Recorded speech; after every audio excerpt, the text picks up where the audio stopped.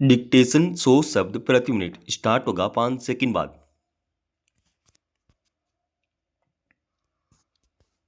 Start.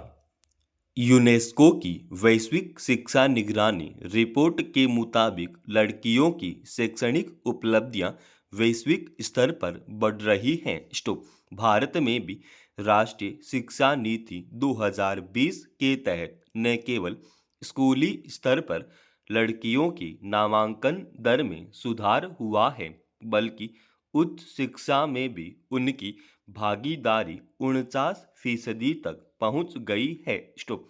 Report पर गौर करें तो शैक्षणिक प्रगति के लिहाज से इसे उल्लेखनीय उपलब्धि कहा जा सकता है। स्टॉप। इसके उलट इस बात नेतृत्व की आती है तो चाहे कॉरपोरेट क्षेत्र हो या फिर राजनीति का क्षेत्र, महिलाएं पीछे छूटती नजर आती हैं। स्टॉप। केवल 7.2% भारतीय कंपनियों में सीईओ महिलाएं हैं, वहीं संसद में महिलाओं की हिस्सेदारी 14% से कम है। पैरा।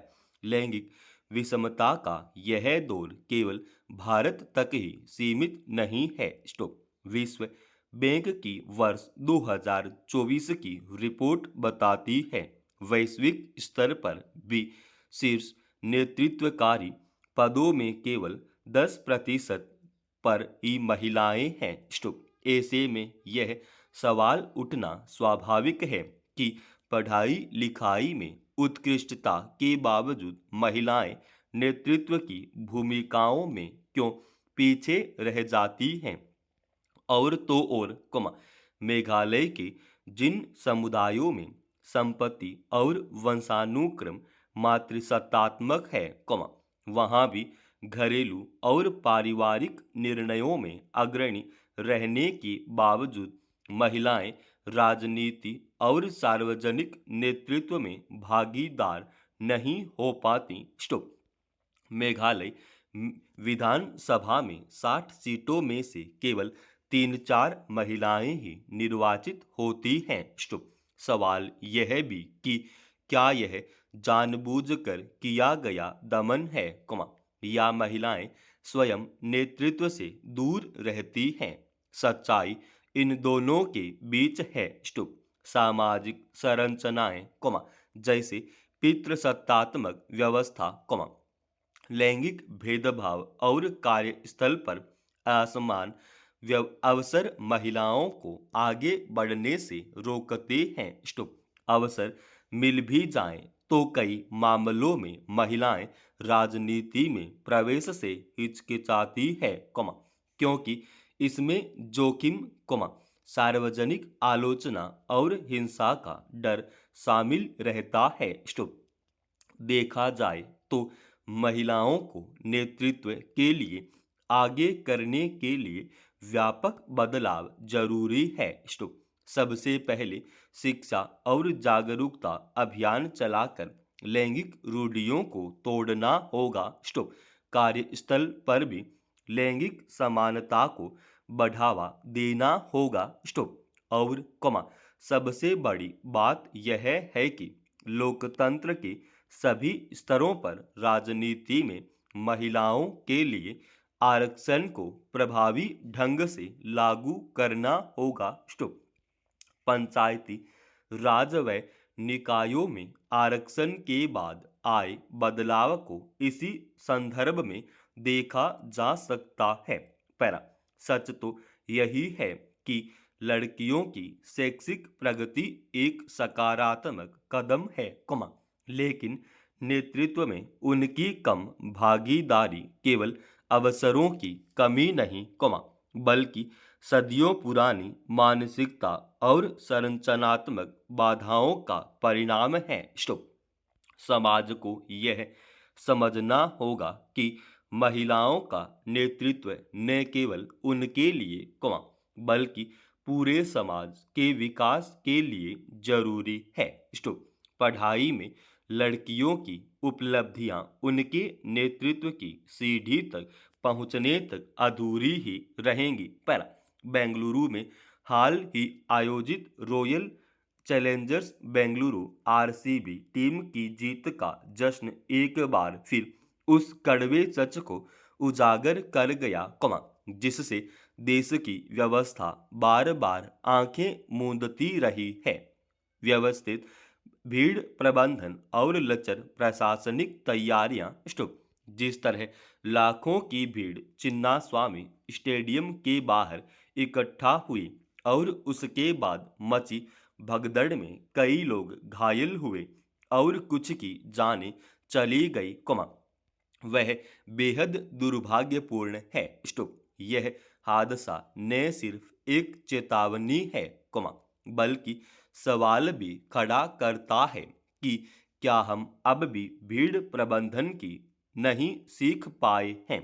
पर सोशल मीडिया के इस युग में किसी भी आयोजन की सूचना पलक झपकते ही लाखों लोगों तक पहुंच जाती है। स्टॉप। यही कारण है कि जब बेंगलुरु में आरसीबी के जश्न की खबर फैली, तो स्टेडियम के बाहर लोगों का सैलाब उमड़ पड़ा, लेकिन प्रशासन और आयोजकों ने शायद इस तकनीकी युग की तीव्रता को नजरअंदाज कर दिया। स्टॉप।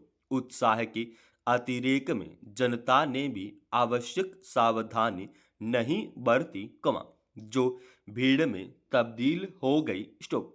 भीड़ नियंत्रण की कोई ठोस योजना नहीं थी, आपातकालीन व्यवस्थाएं नाकाफी थी और सुरक्षा बलों की संख्या भी अपेक्षा से बहुत कम थी। स्टॉप। इस हादसे के लिए पुलिस प्रशासन के साथ आयोजक भी जिम्मेदार हैं, जिन्होंने हालात को देखते हुए उचित कदम नहीं उठाए। स्टॉप। जब पहले ही टीम के विजय जुलूस को सरकार ने रद्द कर दिया था, तो स्टेडियम के कार्यक्रम को लेकर अतिरिक्त सतर्कता बरती जानी चाहिए थी। स्टॉप। परंतु ऐसा प्रतीत होता है कि आयोजकों ने महज उत्साह में आयोजन कर डाला। स्टॉप। इस बात पर विचार ही नहीं किया कि भीड़ उमड़ी तो क्या होगा। स्टॉप। ऐसे हादसे हमारे देश में नए नहीं हैं। स्टॉप।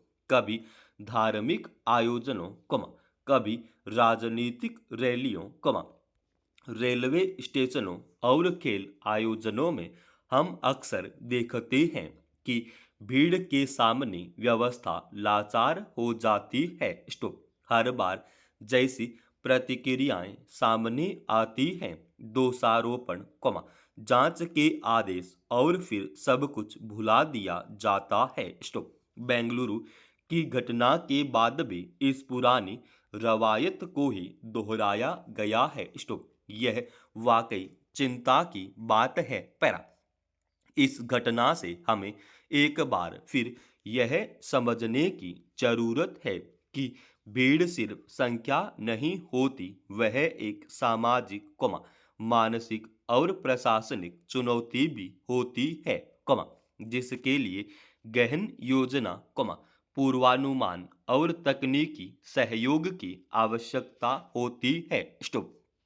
अब वक्त आ गया है कि सरकार और संबंधित एजेंसियां स्थायी रूप से भीड़ नियंत्रण नीति को अमल में लाएं, जिसमें तकनीकी सहायता, प्रशिक्षित स्टाफ, आपातकालीन चिकित्सा सेवाएं और ठोस संचार तंत्र शामिल हो। स्टॉप। बेंगलुरु की यह त्रासदी भीड़ प्रबंधन की दिशा में ठोस कदम उठाने के प्रयासों को पुख्ता करने की जरूरत पर जोर देती है। स्टॉप।